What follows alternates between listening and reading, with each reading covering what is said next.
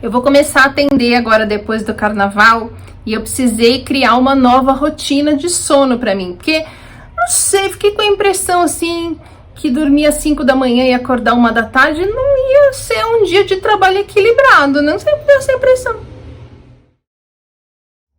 Eu quero falar hoje com você sobre a vingança da hora de dormir, que é um fenômeno observado em pessoas com uma sobrecarga muito alta de trabalho, e sobre o nosso ciclo circadiano. O ciclo circadiano são as alterações fisiológicas que o nosso corpo apresenta num espaço de 24 horas. Hormônios, várias substâncias, até a nossa temperatura é regulada a partir do tanto de luz que entra pelos nossos olhos. Quem não viu o vídeo da semana passada, vai lá ver, que lá eu conto como o nosso cérebro é o mesmo cérebro do nosso tataravô das cavernas, só que ele morava na natureza, vivia na natureza, e a gente fica em ambiente fechado, com ar-condicionado, com a janela fechada, e o nosso cérebro fica totalmente despirocado. Todas as nossas células têm como se fosse um reloginho, e todo o trabalho do corpo é baseado nesse ciclo de 24 horas. Só que o nosso tataravô das cavernas, quando o sol nascia, ele acordava, ele saía, ele andava, ele via. Quando o sol se punha, ele já estava se recolhendo, né? Quando estava de noite, ele estava dormindo, não ficava com um iPhone no meio da cara. A gente acorda, continua com a luz artificial, o cérebro e, por consequência, o corpo inteiro perde a noção se é dia ou se é noite. Enfim, é uma bosta. Eu já tinha percebido que descansa mais se eu dormir 8 horas, por exemplo, da meia-noite às 8, descansa mais do que se eu dormir 8 horas, das 5 a 1 da tarde. Mas mesmo sabendo disso, eu continuei fazendo um horário ruim, que é ir dormir quase de manhã e acordar na hora do almoço. E quando eu pensei, bom, eu preciso criar uma rotina que me facilite para eu me organizar, tendo vida profissional e pessoal em equilíbrio, como eu aprendi durante todo esse período, a primeira coisa que eu pensei, mas por que raios eu não consigo abaixar o meu horário de dormir? Porque foram várias as tentativas que eu fiz e eu sempre continuava voltando para o horário de dormir quase de manhã cedo. Bom, primeiro, como eu falo sempre aqui, não existe não consigo, só existe não quero. Então eu precisei mudar a pergunta e pensar, o que eu perco mudando o meu horário de dormir? Por que a minha resistência é tão grande? O que eu perco recomeçando a trabalhar? Bom, eu perco a liberdade de fazer só o que eu quero, na hora que eu quero, que é uma coisa que eu não tive em nenhum momento da minha vida. Porque primeiro eu ia arrastada para a escola de manhã, aí tinha que estudar na hora que eu odiava estudar. Na hora que eu gostava de estudar, eu tinha que tomar banho para, sei lá, fazer o quê. Na hora que eu comecei a trabalhar, eu estava sempre trabalhando e eu trabalhava dia e noite. A vida em agência, não importa o seu cargo, o seu nível hierárquico, sempre você vai ficar virando noite trabalhando no final de semana. Então eu não tinha, literalmente, tempo para ter vida pessoal. Eu não podia fazer o que eu gostava. E aí que entra o fenômeno da vingança da hora de dormir. Na China, eles deram esse nome para esse fenômeno porque eles começaram a observar que as pessoas que têm uma sobrecarga muito alta de trabalho chegam em casa super tarde, mas com tempo hábil de descansar, mas elas escolhem não descansar e ficar vendo série ou navegando na internet até altíssimas horas. E aí dormem pouco, descansam mal e no dia seguinte estão muito exaustas. O que na teoria, você olhando racionalmente, você fala, mas isso é uma escolha burra. Mas é o que acontece e foram ver por quê. E realmente, quando eu passei a trabalhar não mais de 18 a 20 horas por dia, mas, abre aspas, só, fecha aspas, 14 horas por dia, eu podia dormir, né? Dava tempo de eu chegar em casa, de eu dormir, de eu descansar.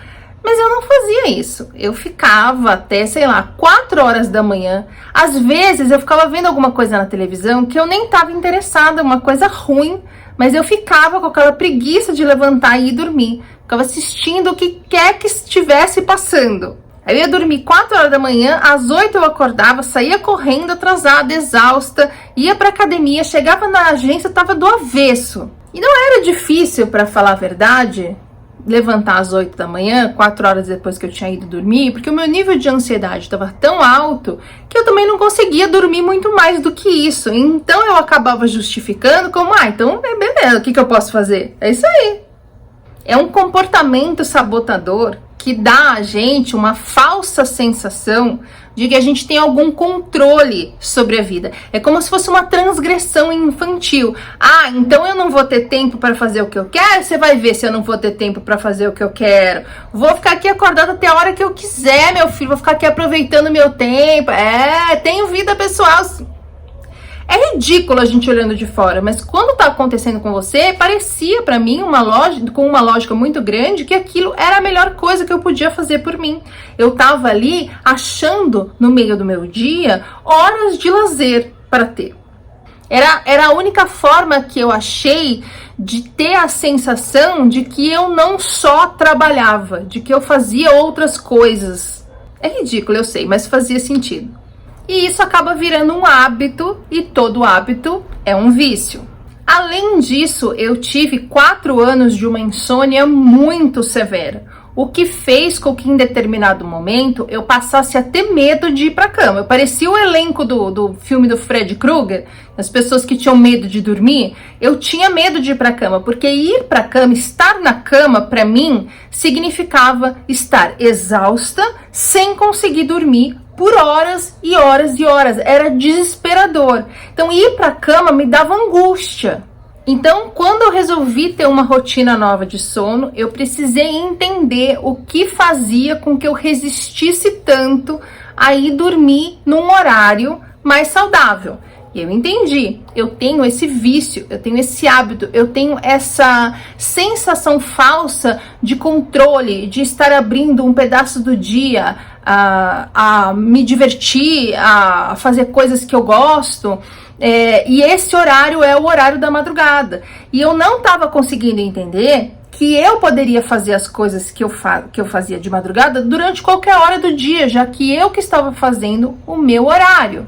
Além disso, também entendi que existia aí uma angústia nessa ida para a cama, nesse ir para a cama dormir. Eu tinha ali um certo medo, uma certa ansiedade, porque me remetia àquela sensação de impotência diante da exaustão sem conseguir dormir durante muito tempo, durante muitos anos. Entendido isso, por isso que eu falo que a gente precisa observar quais são as causas dos nossos sintomas, das nossas dores. Sempre vai ter alguma coisa da qual você está se protegendo.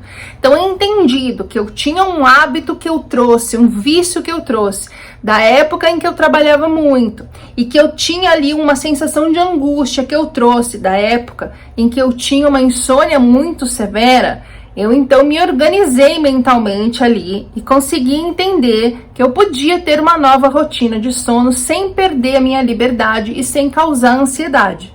Então aí eu comecei a descer o horário de dormir. Tô indo dormir às 2 horas, meu objetivo é chegar à meia-noite. E por que eu tô fazendo isso? Porque se eu faço o meu horário, se eu vou fazer o meu horário quando voltar a trabalhar, eu posso muito bem ir dormir às 5 da manhã, acordar 1 da tarde, começar a atender as pessoas às 14 horas, não poderia? Mas eu não passei por tudo isso que eu passei nos últimos quase 8 anos para voltar a fazer merda, né? E acordar cedo é o que vai me permitir ter uma rotina equilibrada, com horas do dia dedicadas às coisas que me fazem bem, física e mentalmente.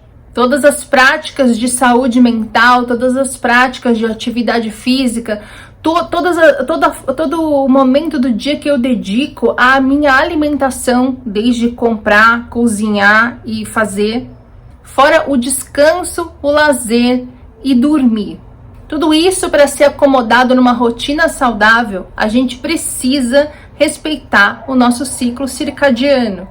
Eu vivo falando aqui, quanto mais conectado à nossa natureza a gente estiver, mais saudável a gente vai estar vivendo. Eu não poderia fazer diferente, certo? Eu só precisava ter essa coragem de olhar para o que eu estaria perdendo, para o que eu poderia estar com medo, para que hábito eu tinha desenvolvido que eu não me sentia bem em largar. Quando eu olhei para isso e entendi, aí foi fácil e eu comecei a descer o meu horário. Claro que eu também não vou, num dia tô indo dormir 5 da manhã, no dia seguinte eu vou meia-noite, porque não vai rolar. Vou ficar lá fritando e vai me dar angústia. Então, todo dia eu vou 15, 20 minutos mais cedo, até eu chegar no horário que eu quero, e aí eu só vou precisar me manter ali. Eu espero que, sabendo de tudo isso, você também se motive a rever os seus hábitos, a entender o que faz você resistir a ter uma rotina mais saudável. Que, olha, eu vou falar uma coisa, faz diferença mesmo. A minha disposição tá outra, tudo bem. A minha fadiga melhorou muito desde que eu comecei a tratar meu intestino. Mas eu tô falando de disposição. A disposição está muito melhor. Então, vamos honrar o tataravô das cavernas, o nosso ciclo circadiano, vamos observar os hábitos ruins que a gente traz e por que isso dá pra gente uma sensação de controle ou de conforto, alguma coisa que você esteja resistente a perder. E vamos focar nos benefícios que a gente vai ter mudando esses hábitos. Porque só quando a gente entende o benefício real de mudar algum hábito é que a gente consegue fazer o que precisa ser feito para ter um hábito novo, para ter um hábito alterado. Boa sorte para mim e para você.